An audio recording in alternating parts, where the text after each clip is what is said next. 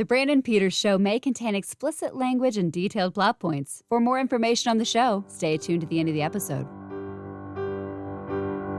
It's the summer of 93 at 30.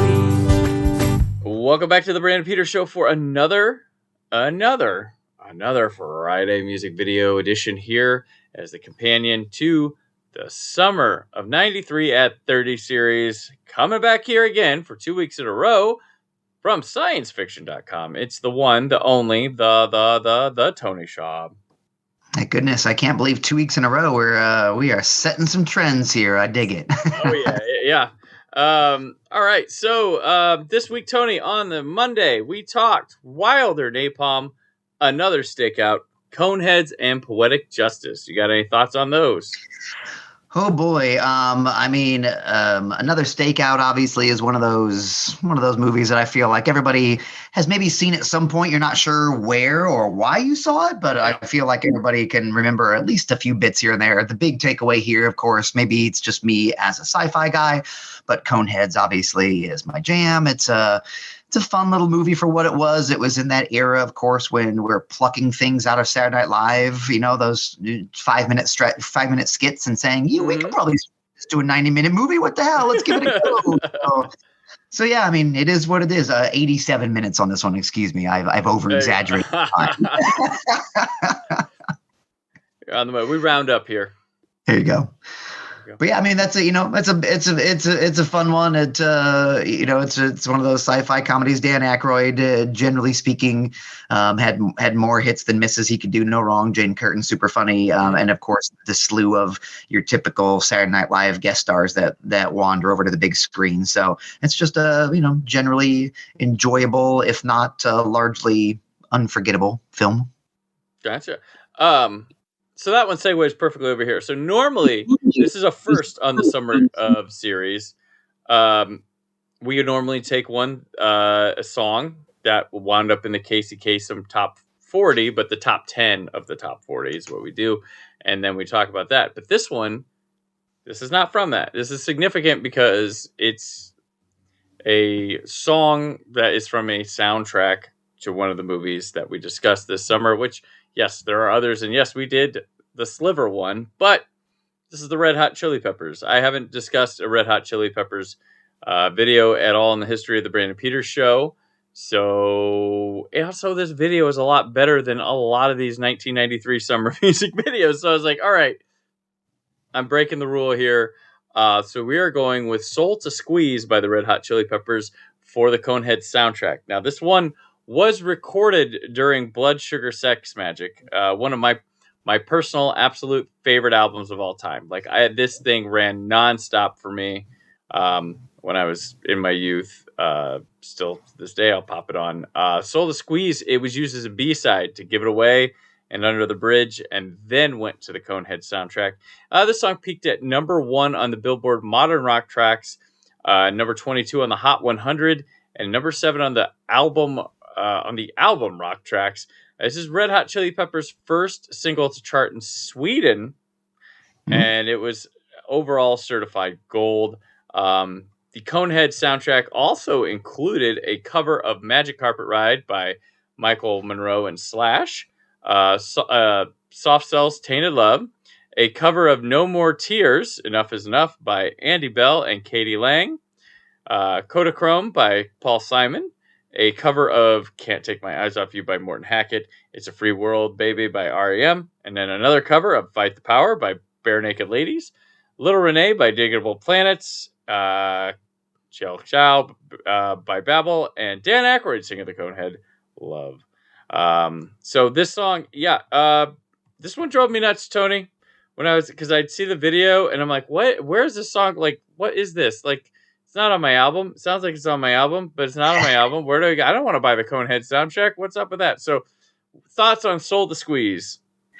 Yeah, like you said, this is back in the day where you've got your album and that's how you're listening to your music. This is way pre-streaming where have an algorithm suggesting what's next for you based on what you're listening to. So right. Yeah, like you said, if you can't find it, you can't find it. You get frustrated. You have to go buy a whole nother album that you may only want to hear the one track from. So yeah, it's interesting that a B-side kind of gained this level of popularity. It's a very cool testament to the song. It's a great song. The more you listen to the lyrics, the more I think people really kind of identified with what they were saying. It's very soulful. It has a lot of meaning to it. It's pretty much the exact opposite of the song we talked about last week that had a great hook but very little substance to it. Yeah. This one has a lot of I think it hit a lot of people right in the feels the more they listened to it.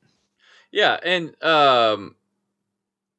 like I didn't know the song. I thought this was called, one of my friends when I was younger called it My Good Time. It's called Soul to Squeeze, not that. But yeah, it's perfect. Like, if you could say, what Red Hot Chili Peppers album did this one get cut from? Like, it's like, yeah, it's Blood Sugar Sex Magic. Like, it fits that album like a glove. And it's like, why did this get hacked off? But right.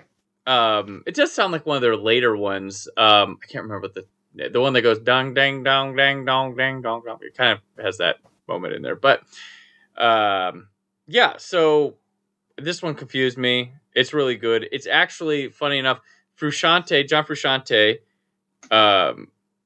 he's gone by this point. So he's not in this music video that they do for this one. He has already left the band, which he was very crucial to what I loved about the Chili Peppers sound at this point. But he's not their first guitarist. He wouldn't be their last, but there's some element of his voice being part of the band that really makes it what I like. Because he does return for the band with Californication later on. But yeah, this is, his sounds here, but he's not. The video itself is directed by Kevin Kerslake, which I've talked about him on the show before. He's done a ton of alternative guy here. Well, the video I talked about in the past was Vaseline by Stone Temple Pilots. But just a reminder, the guy does Filter, Green Day, Bush, 311, a bunch of Nirvana, Nevermind videos, Sonic Youth, Soul Asylum, Primus, Soundgarden. Like, there you go. Like, Smashing Pumpkins. I'm just name dropping everything now. So So you're saying he's got the street cred, is what I'm hearing. Yeah, he's the guy. He's the guy that you go to. And it's a black and white video set in a traveling circus, and there's various freaks. And there's a Coneheads, one of the circus things, and it has a Chris Farley, who's in the Coneheads movie, shows up here in the video. And yeah. Tony, what you think of it? What's your thoughts on the video? Yeah, the video is very obviously it's an interesting blend because it's on brand for the promotion and things that they wanted to do for a Coneheads movie. Like you said, there's a Conehead.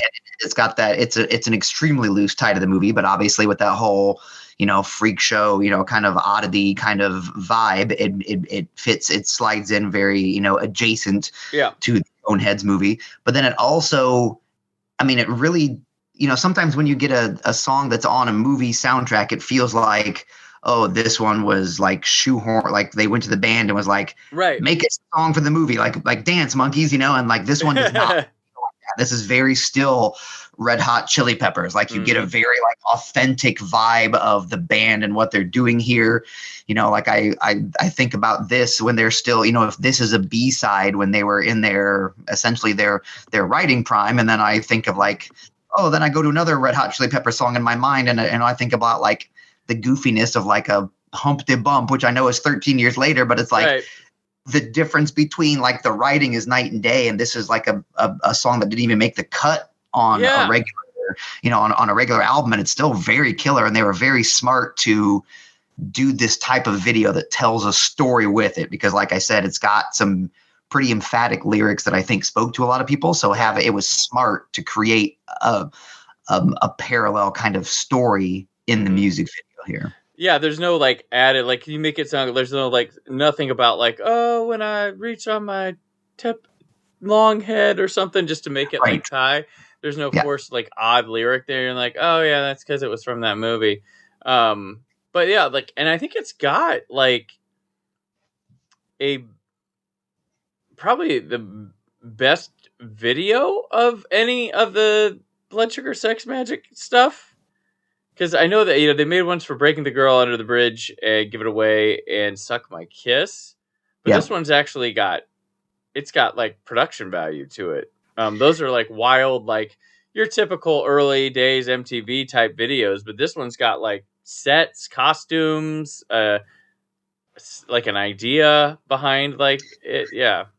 Yeah, it feels like it feels like the band definitely had a story that they wanted to tell. And I almost wonder, I can't validate this, of course, but I almost wonder if they felt like if the song was like given new life, like maybe it's a song that they really enjoyed, but for whatever reason, maybe the record label said, it's not going to go on the album or whatever. But now that it's kind of almost come back to them, they wanted to take the opportunity to do it up big for this song. Maybe that's the vibe that I get. I can't say if that's accurate, but that's what I'm feeling. Yeah, and with all their videos, I always I'll remember this one because it's got a lot to do with like the corded lights being held, and then it's got the camera where it's like still on either Flea or Kiedis, but it's moving like that kind of like Spike Lee type thing he does is present here.